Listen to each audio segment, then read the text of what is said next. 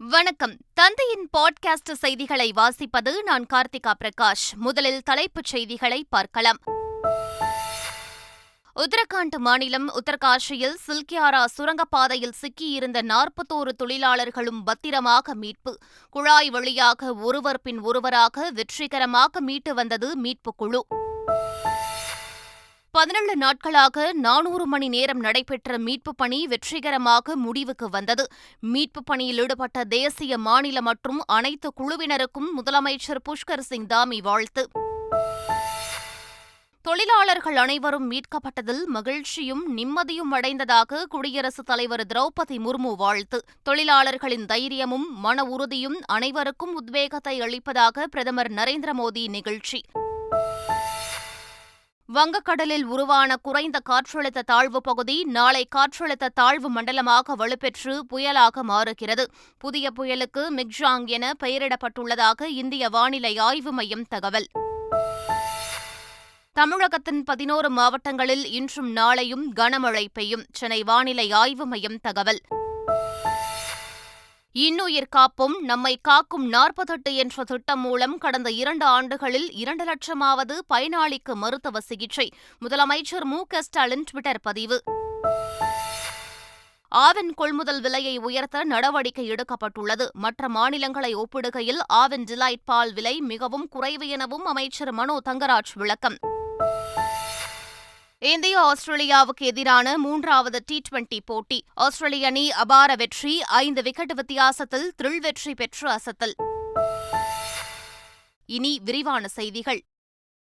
உத்தரகாண்ட் மாநிலத்தில் சுரங்கப்பாதைக்குள் 17 நாட்களாக சிக்கியிருந்த 41 தொழிலாளர்களும் பத்திரமாக மீட்கப்பட்டனர். உத்தரகாஷியில் சார்தாம் திட்டத்திற்காக 4.5 கிலோமீட்டர் தொலைவுக்கு சுரங்கப்பாதை அமைக்கும் பணி மேற்கொள்ளப்பட்டது. கடந்த 12ஆம் தேதி பாறைக்குள் உருண்டு நிலச்சரிவு ஏற்பட்டதில் பாதை மூடி உள்ளே 41 தொழிலாளர்கள் சிக்கிக் கொண்டனர். தேசிய பேரிடர் மீட்புப் படை மற்றும் மாநில பேரிடர் மீட்புப் படையின் வீரர்கள் இறுதிக்கட்ட மீட்புப் பணியில் ஈடுபட்டனர். இதனையடுத்து 17 நாட்களுக்கு பின் நேற்று இரவு 7:45 மணியளவில் தொழிலாளர்கள் 41 பேரும் பத்திரமாக மீட்கப்பட்டனர். உத்தரகாண்ட் மாநிலத்தில் சுரங்கத்திலிருந்து மீட்கப்பட்ட 41 தொழிலாளர்களுக்கும் தலா 1 லட்சம் ரூபாய் நிவாரணம் வழங்கப்படும் என முதலமைச்சர் புஷ்கர் சிங் தாமி அறிவித்துள்ளார். மீட்கப்பட்ட தொழிலாளர்கள் அனைவரும் மருத்துவமனைக்கு அனுப்பி வைக்கப்பட்டனர்.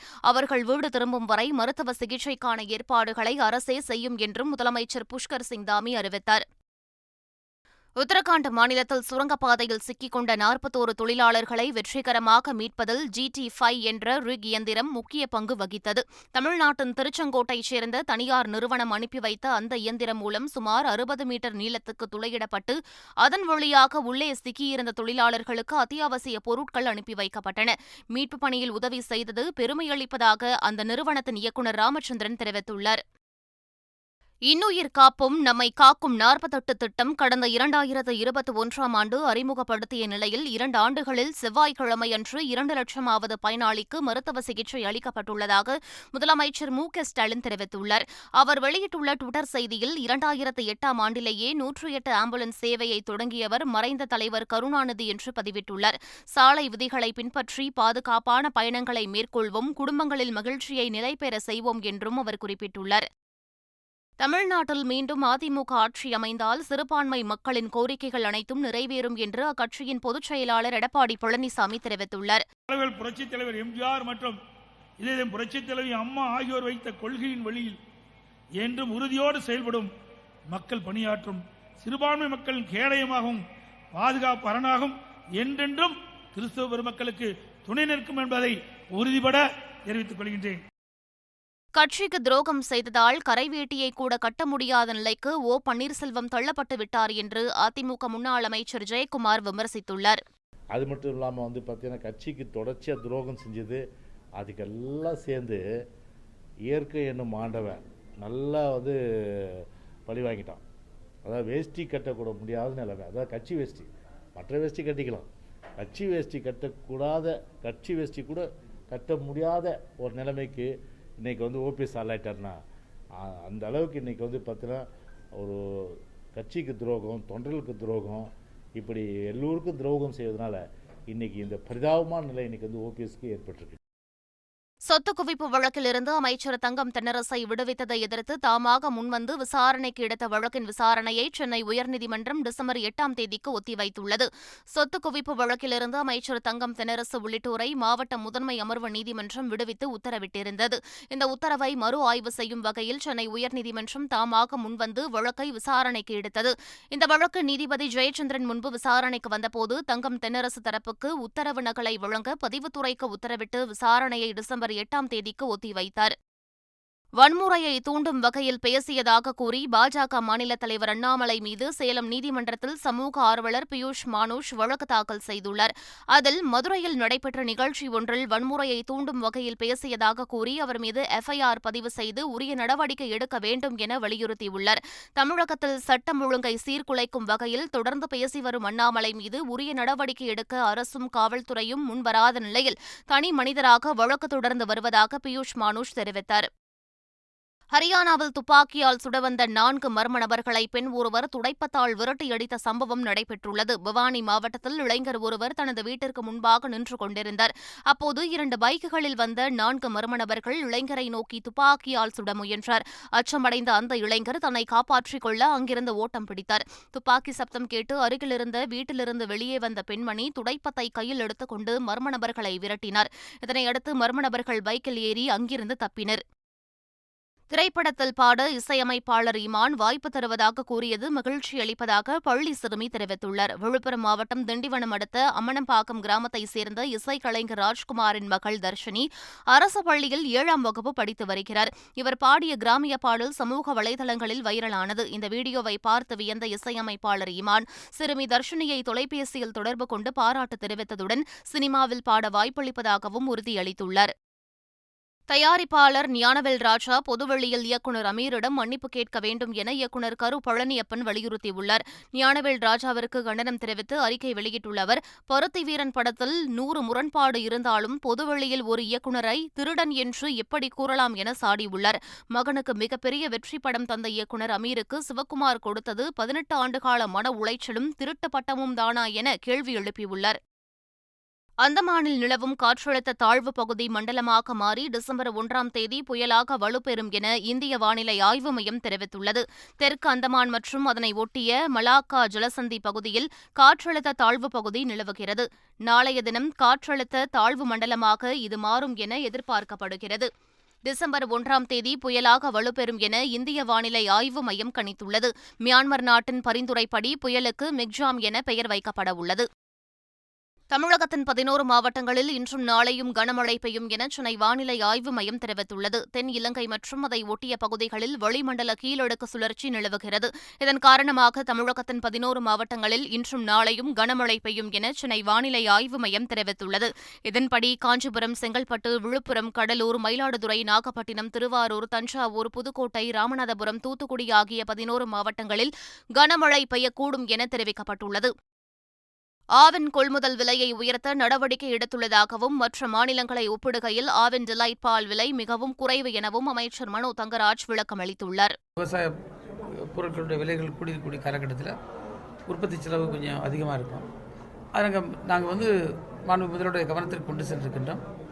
அது நிச்சயமாக அது வெகு விரைவில் பரிசீலிக்கப்படும் என்று முதல்வர்கள் உறுதியளித்திருக்கின்றார்கள். இன்றைக்கு மார்க்கெட்டில் 3.5, 8.5க்கு இருக்கக்கூடிய விலை என்ன என்று நீங்கள் பாருங்கள். இதை விட ஒரு 12 ரூபா குறைந்தபட்சம் 1 லிட்டருக்கு கூட இருக்கும். அப்போ வெளிச்சந்தையில் இருக்கக்கூடிய எந்த பாலை விடவும் சுமார் 12 ரூபாய் முதல் 16 ரூபாய் வரை ஆவின் பாலுக்கு குறைவாக விலை நிர்ணயம் செய்திருக்கப்பட்டிருக்கு. அதை எப்படி விலை உயர்வுன்னு சொல்ல முடியும்? சேரி மொழி என்று பேசிய நடிகை குஷ்பு மீது திருவள்ளூர் மாவட்ட காவல் கண்காணிப்பாளரிடம் தமிழர் முன்னேற்றப் படைத் தலைவர் வீரலட்சுமி புகார் அளித்துள்ளார். பின்னர் செய்தியாளர்களை சந்தித்த அவர் குஷ்புவிற்கு நாவடக்கம் வேண்டுமென்றும் மன்னிப்பு கேட்காவிட்டால் வீட்டை முற்றுகையிடுவோம் எனவும் எச்சரித்தார். சென்னையில் குஷ்பு வீட்டை முற்றுகையிட்டு போராட்டத்தில் ஈடுபட்ட காங்கிரஸ் கட்சியினர் மீது 4 பிரிவுகளில் வழக்கு பதிவு செய்யப்பட்டுள்ளது. சேரி என்ற பேச்சுக்கு மன்னிப்பு கேட்க முடியாது என குஷ்பு கூறியதை கண்டித்து தமிழ்நாடு காங்கிரஸ் கட்சியின் பட்டியலின பிரிவினர் அவரது வீட்டை முற்றுகையிட்டு போராட்டத்தில் ஈடுபட்டனர். இதனையடுத்து காங்கிரஸ் நிர்வாகி ரஞ்சன்குமார் உட்பட 140 பேரை கைது செய்து விடுவித்த போலீசார் அவர்கள் மீது சட்டவிரோதமாக கூடுதல் உள்ளிட்ட 4 பிரிவுகளில் வழக்கு பதிவு செய்தனர். சென்னை ஐஐடி மாணவர் தற்கொலை தொடர்பான வழக்கில் 700 பக்கம் கொண்ட விசாரணை அறிக்கை தாக்கல் செய்யப்பட்டுள்ளது. சென்னை ஐஐடியில் படித்து வந்த மாணவர் சச்சின்குமார் ஜெயின் கடந்த மார்ச் மாதம் தூக்கிட்டு தற்கொலை செய்து கொண்டார். இது தொடர்பான வழக்கில் விசாரணை குழு அமைக்கப்பட்டது. இந்த குழு 700 பக்கம் கொண்ட விசாரணை அறிக்கையை தாக்கல் செய்துள்ளது. அதில் சச்சின்குமாரை ஜூனியர் மாணவர்கள் மற்றும் மாணவிகள் முன்பு பேராசிரியர் ஆஷிஷ் குமார் சென் அவமானப்படுத்தியதாக தெரிவிக்கப்பட்டுள்ளது. யானைகளை பாதுகாக்க தீவிரம் காட்டாவிட்டால் அடுத்த 10 ஆண்டுகளில் யானைகளை பார்க்க முடியாது என சென்னை உயர்நீதிமன்றம் வேதனை தெரிவித்துள்ளது. வன பாதுகாப்பு தொடர்பான வழக்குகள் விசாரணைக்கு வந்தபோது அண்மையில் மின்வேலியில் சிக்கி 4 யானைகள் மரணமடைந்த விவகாரத்தை சுட்டிக்காட்டி நீதிபதிகள் கவலை தெரிவித்தனர். யானைகளை பாதுகாக்க அரசு தீவிரம் காட்ட வேண்டும் என வலியுறுத்திய நீதிபதிகள் தவறினால் அடுத்த 10 ஆண்டுகளில் யானைகளை பார்க்க முடியாது என்றும் வேதனை தெரிவித்தனர். ஊழல் வழக்கில் சந்திரபாபு நாயுடுவிற்கு உச்சநீதிமன்றம் நோட்டீஸ் அனுப்பியுள்ளது. ஆந்திராவில் முதலமைச்சராக இருந்தபோது திறன் மேம்பாட்டு நிதியில் 300 கோடி ரூபாய் ஊழல் செய்ததாக கைதான சந்திரபாபு நாயுடுவிற்கு கடந்த 20ஆம் தேதி ஆந்திர உயர்நீதிமன்றம் ஜாமீன் வழங்கியது. இதனை எதிர்த்து ஆந்திர அரசு தொடர்ந்த மேல்முறையீட்டு வழக்கை விசாரித்த உச்சநீதிமன்றம் டிசம்பர் 8ஆம் தேதிக்குள் சந்திரபாபு நாயுடு பதிலளிக்க உத்தரவிட்டு விசாரணையை டிசம்பர் 11ஆம் தேதிக்கு ஒத்திவைத்தது. மும்பை சென்சார் போர்டு மீது அளித்த லஞ்ச புகார் குறித்து நடிகர் விஷாலிடம் சிபிஐ அதிகாரிகள் விசாரணை மேற்கொண்டனர். மார்க் ஆண்டனி படத்தை ஹிந்தியில் சென்சார் செய்ய மும்பை சென்சார் போர்டு அதிகாரிகள் 6.5 லட்சம் ரூபாய் லஞ்சம் வாங்கியதாக நடிகர் விஷால் பரபரப்பு புகார் அளித்தார். இந்த வழக்கை சிபிஐ விசாரித்து வரும் நிலையில் மும்பை சிபிஐ அலுவலகத்தில் நடிகர் விஷால் மற்றும் அவரது மேலாளர் ஹரிகிருஷ்ணன் நேரில் ஆஜராகினர்.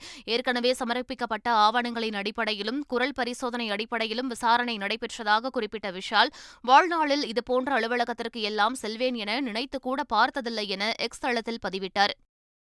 சென்னை ஐஐடி மாணவர் தற்கொலைக்கு காரணமான பேராசிரியர் பணியிடை நீக்கம் செய்யப்பட்டுள்ளார். கடந்த மார்ச் மாதம் சென்னை ஐஐடி வளாகத்தில் ஆராய்ச்சி மாணவர் சச்சின்குமார் ஜெயின் தற்கொலை செய்து கொண்டார். விசாரணையில் ஆராய்ச்சி மாணவர் சச்சின்குமார் ஜெயின் தற்கொலை செய்து கொண்டதற்கு காரணம் பேராசிரியர் ஆஷிஷ் குமார் சென் என தெரியவந்தது. இது தொடர்பாக அவர் மீது கடுமையான நடவடிக்கை எடுக்க குழு பரிந்துரை செய்ததையடுத்து அவரை பணியிடை நீக்கம் செய்து ஐஐடி நிர்வாகம் உத்தரவிட்டது. காங்கிரஸ் எம்பி ராகுல் காந்தி மலேசியா, சிங்கப்பூர் ஆகிய நாடுகளுக்கு பயணம் மேற்கொள்கிறார். ராஜஸ்தான், மத்திய பிரதேசம், தெலுங்கானா உள்ளிட்ட 5 மாநில சட்டமன்ற தேர்தலில் தீவிரமாக பிரச்சாரம் செய்து வரும் ராகுல் காந்தி வருகின்ற டிசம்பர் 8 முதல் 14ஆம் தேதி வரை வெளிநாட்டு பயணம் மேற்கொள்கிறார். அதன்படி மலேசியா, சிங்கப்பூர், இந்தோனேஷியா உள்ளிட்ட தெற்காசிய நாடுகளுக்கு செல்லும் அவர் வெளிநாடு வாழ் இந்தியர்கள் மற்றும் சில பல்கலைக்கழகங்களில் மாணவர்களுடன் கலந்துரையாடுகிறார். சென்னை மெட்ரோ ரயில் 2வது கட்ட திட்டத்தில் ஓட்டுநர் இல்லா மெட்ரோ ரயில்களை உருவாக்க 269 கோடி ரூபாய் மதிப்பிலான ஒப்பந்தம் கையெழுத்தாகியுள்ளது. சென்னை மெட்ரோ ரயில் நிறுவனத்தின் இயக்குநர் ராஜேஷ் சதுர்வேதி மற்றும் அல்ஸ்டோம் டிரான்ஸ்போர்ட் இந்தியா நிறுவனத்தின் வர்த்தக இயக்குநர் ராஜீவ் சோய்சர் ஆகியோர் இந்த ஒப்பந்தத்தில் கையெழுத்திட்டனர். இந்நிகழ்ச்சியில் சென்னை மெட்ரோ ரயில் நிறுவனத்தின் அலுவலர்கள் மற்றும் பணியாளர்கள் உடனிருந்தனர். இந்தியாவுக்கு எதிரான எஞ்சிய டி20 போட்டிகளிலிருந்து ஆஸ்திரேலிய வீரர்கள் ஸ்டீவ் ஸ்மித், ஆடம் சம்பாவிற்கு ஓய்வளிக்கப்பட்டுள்ளது. இதேபோல் முன்னணி வீரர்கள் மேக்ஸ்வெல், ஸ்ட்ராய்னிஸ், அபாட் ஆகியோருக்கு கடைசி 2 டி20 போட்டிகளில் ஓய்வளிக்கப்படுவதாக அறிவிக்கப்பட்டுள்ளது. இவர்களுக்கு பதிலாக புதிய வீரர்களுக்கு வாய்ப்பு வழங்கப்படவுள்ளது. அமைதியாக இருப்பதே சில நேரங்களில் சிறந்த பதிலாக இருக்கும் என இந்திய கிரிக்கெட் அணியின் வேகப்பந்து வீச்சாளர் ஜஸ்பிரீத் பும்ரா தெரிவித்துள்ளார். தனது இன்ஸ்டாகிராம் பக்கத்தில் ஸ்டோரி ஒன்றை பும்ரா பதிவிட்டுள்ளார். அதில் சைலன்ஸ் என குறிப்பிட்டு இந்த கருத்தை பும்ரா பதிவிட்டுள்ளார். பும்ரா எதற்காக இவ்வாறு குறிப்பிட்டுள்ளார் என ரசிகர்கள் குழப்பமடைந்து சமூக வலைதளங்களில் கேள்வி எழுப்பி வருகின்றனர். தேசிய ஹாக்கி போட்டியில் பஞ்சாப் அணி சாம்பியன் பட்டம் வென்ற நிலையில் தமிழ்நாடு அணி வெண்கலம் வென்றது. 13வது தேசிய சீனியர் ஹாக்கி போட்டிகள் சென்னை எழும்பூர் மேயர் ராதாகிருஷ்ணன் மைதானத்தில் கடந்த 17ஆம் தேதி தொடங்கியது. இறுதிப் போட்டியில் முன்னாள் சாம்பியன்களான பஞ்சாப் மற்றும் ஹரியானா அணிகள் பலப்பரட்சை நடத்தின. இதில் பிரதான நேரம் முடிவில் 2-2 என்ற கோல் கணக்கில் ஆட்டம் சமனில் முடிந்த நிலையில் வெற்றியை தீர்மானிக்கும் பெனால்டி ஷூட் அவுட்டில் 9-8 என்ற கோல்கள் கணக்கில் பஞ்சாப் அணி த்ரில் வெற்றி பெற்று சாம்பியன் பட்டத்தை கைப்பற்றியது. மீண்டும் தலைப்புச் செய்திகள். உத்தரகாண்ட் மாநிலம் உத்தரகாஷியில் சில்கியாரா சுரங்கப்பாதையில் சிக்கியிருந்த 41 தொழிலாளர்களும் பத்திரமாக மீட்பு. குழாய் வழியாக ஒருவர் பின் ஒருவராக வெற்றிகரமாக மீட்டு வந்தது மீட்புக் குழு. 17 நாட்களாக 400 மணி நேரம் நடைபெற்ற மீட்புப் பணி வெற்றிகரமாக முடிவுக்கு வந்தது. மீட்புப் பணியில் ஈடுபட்ட தேசிய, மாநில மற்றும் அனைத்து குழுவினருக்கும் முதலமைச்சர் புஷ்கர் சிங் தாமி வாழ்த்து. தொழிலாளர்கள் அனைவரும் மீட்கப்பட்டதில் மகிழ்ச்சியும் நிம்மதியும் அடைந்ததாக குடியரசுத் தலைவர் திரௌபதி முர்மு வாழ்த்து. தொழிலாளர்களின் தைரியமும் மன உறுதியும் அனைவருக்கும் உத்வேகத்தை அளிப்பதாக பிரதமர் நரேந்திர மோடி நிகழ்ச்சி. வங்கக்கடலில் உருவான குறைந்த காற்றழுத்த தாழ்வு பகுதி நாளை காற்றழுத்த தாழ்வு மண்டலமாக வலுப்பெற்று புயலாக மாறுகிறது. புதிய புயலுக்கு மிக்ஜாங் என பெயரிடப்பட்டுள்ளதாக இந்திய வானிலை ஆய்வு மையம் தகவல். தமிழகத்தின் 11 மாவட்டங்களில் இன்றும் நாளையும் கனமழை பெய்யும். சென்னை வானிலை ஆய்வு மையம் தகவல். இன்னுயிர் காப்போம் நம்மை காக்கும் 48 என்ற திட்டம் மூலம் கடந்த 2 ஆண்டுகளில் 2 லட்சமாவது பயனாளிக்கு மருத்துவ சிகிச்சை. முதலமைச்சர் மு.க.ஸ்டாலின் ட்விட்டர் பதிவு. ஆவின் கொள்முதல் விலையை உயர்த்த நடவடிக்கை எடுக்கப்பட்டுள்ளது. மற்ற மாநிலங்களை ஒப்பிடுகையில் ஆவின் டிலைட் பால் விலை மிகவும் குறைவு எனவும் அமைச்சர் மனோ தங்கராஜ் விளக்கம். இந்தியா ஆஸ்திரேலியாவுக்கு எதிரான 3வது T20 போட்டி. ஆஸ்திரேலிய அணி அபார வெற்றி. 5 விக்கெட் வித்தியாசத்தில் த்ரில் வெற்றி பெற்று அசத்தல். இத்துடன் பாட்காஸ்ட் செய்திகள் நிறைவு பெறுகின்றன. வணக்கம்.